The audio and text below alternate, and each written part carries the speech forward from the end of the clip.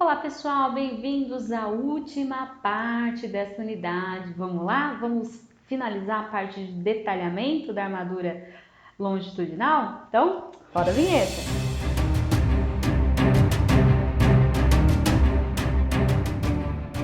Nessa parte, nós vamos tratar sobre emendas de barras, tá? Frequentemente é preciso emendar barras de aço, seja a necessidade de um comprimento maior que 12 metros, né, que é o tamanho máximo de barras comercial, ou por qualquer outro motivo. A NBR 6118, lá no item 9.5.1, ela diz que as emendas das barras podem ser executadas por traspasse, luvas com preenchimento metálico ou rosqueadas, soldas ou outros dispositivos devidamente justificados. Então vamos começar aqui falando sobre emenda com luva.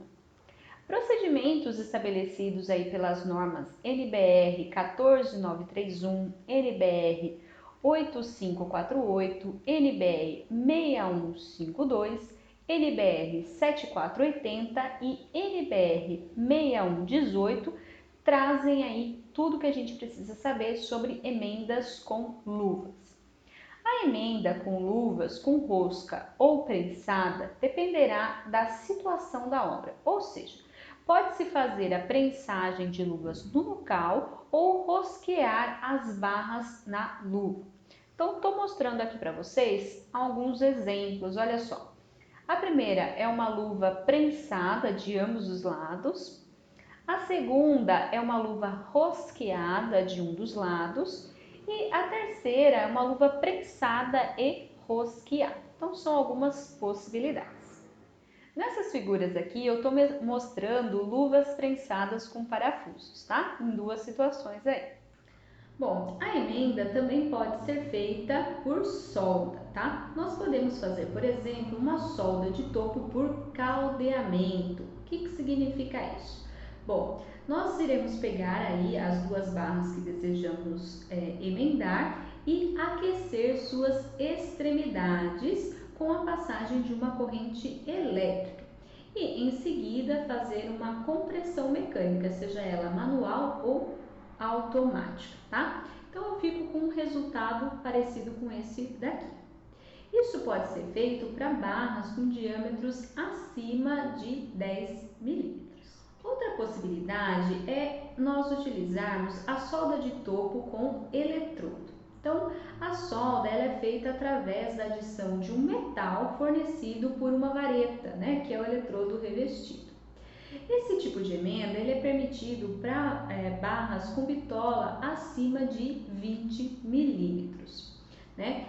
Os topos dessas barras eles devem ser chanfrados em V, como está indicado aqui na figura, tá? Utilizando preferencialmente uma serra mecânica ou manual. Nós podemos ter também a solda por traspasse, com pelo menos 2 cordões de solda longitudinais, como está indicado aqui na figura também. Uma outra possibilidade é fazer a emenda de barras por traspasse. Nesse tipo de emenda, é feita a simples justaposição longitudinal de barras num comprimento de emenda bem definido. Esse tipo de emenda é o tipo mais usual e também o mais barato. Mas vale fazer uma ressalva.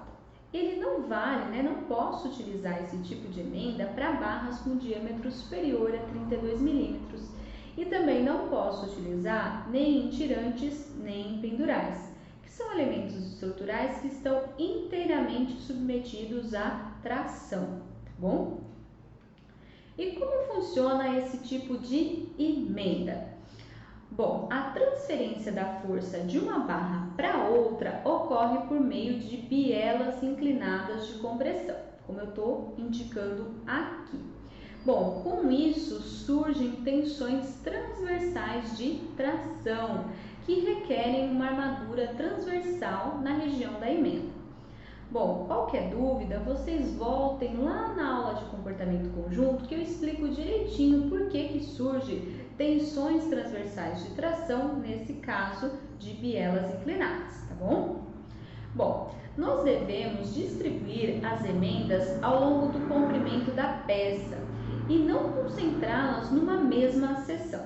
O perigo de se colocar várias emendas na mesma seção transversal é a possível superposição das tensões de tração geradas, E assim facilitar o surgimento de fissuração nesta região.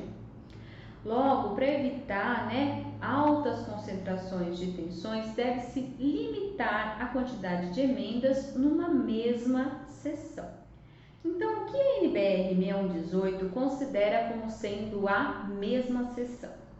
Então, consideram-se como na mesma seção transversal as emendas que se superpõem ou cujas extremidades mais próximas estejam afastadas de uma distância inferior a 20% do comprimento do trecho de traspasse, calculado em referência à barra de maior diâmetro. Como eu estou mostrando aqui, elas não estão superpostas, mas elas estão numa distância menor que 20% o comprimento de traspasse da barra de maior diâmetro. Com relação às barras tracionadas, existe uma proporção máxima de barras que podem ser emendadas na mesma seção. Isso é dado por essa tabela aqui, dependendo do tipo de barra, da situação onde ela se encontra e do tipo de carregamento.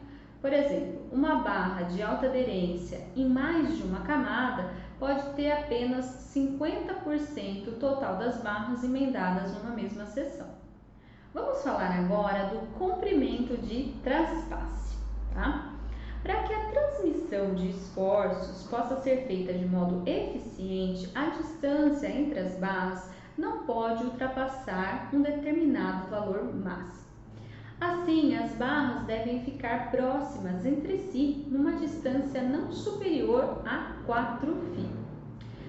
Eu ressalto aqui ainda que se tiver barras com saliências, essas barras podem ficar em contato direto, tá? Dado que essas saliências mobilizam o concreto para a transferência da força.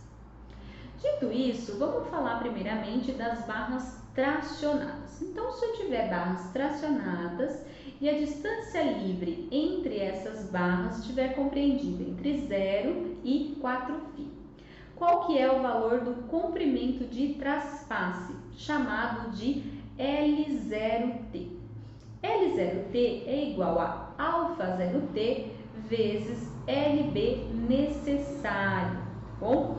E esse valor deve ser sempre maior ou igual a L0T mínimo, que é dado pelo máximo valor entre esses três, 0,3 α0T vezes LB, 15 φ e 200 milímetros.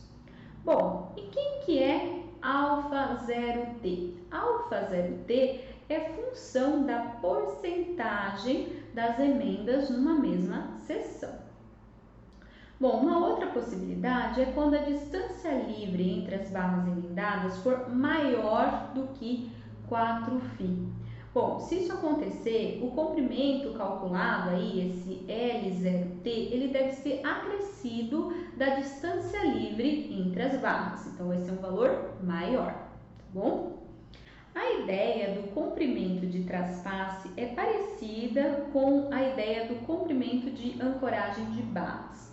Porém, no processo de transferência de forças atuantes nas barras emendadas, só uma parte do perímetro da barra pode participar efetivamente. Por isso, apenas o valor de LB não é suficiente e ele deve ser multiplicado por um fator majorador, como a gente acabou de ver, tá? Bom, e se eu estiver pensando agora em barras comprimidas? Para barras comprimidas, o valor do comprimento de traspasse ele é dado por L0C. E o valor de L0C é igual ao valor de LB necessário. E ele deve ser sempre maior ou igual ao L0C mínimo, que é o máximo valor entre esses três. 0,6 vezes LB, 15 φ ou 200 milímetros. Vamos tratar agora sobre os estribos na zona de ancoragem, tá? Bom, já falei para vocês, né, que no funcionamento desse tipo de emenda acabam surgindo tensões transversais de tração, que podem originar fissuras nessa região. Assim, a NBR 6118 recomenda a adoção de armadura transversal nessa região de emenda. Para quê? Bom, a fim de controlar o fenômeno de findilhamento e aberturas de fissuras. Para que essas armaduras transversais, ou seja, os estribos existentes aí ao longo do comprimento de ancoragem, sejam capazes de cumprir essa função, a soma das áreas dos estribos deve ser maior ou igual aos valores especificados pela norma. Então, olha só, se eu estiver falando de emendas de barras tracionadas, quando eu tenho um diâmetro da armadura longitudinal menor que 16 milímetros ou a proporção das barras emendadas menor que 25%, olha só o que a norma diz. Os estribos na região da emenda devem ser capazes de resistir a 25% da força longitudinal da barra ancorada de maior diâmetro. Então, olha como que fica isso em uma equação, ó. A somatória das forças nos estribos, ou seja, AST vezes FYDT, tem que ser maior ou igual a 0,25, que multiplica AS1 vezes FYD. E quando eu tiver barras com diâmetro maior que 16 milímetros ou a proporção de barras emendadas for maior que 25%?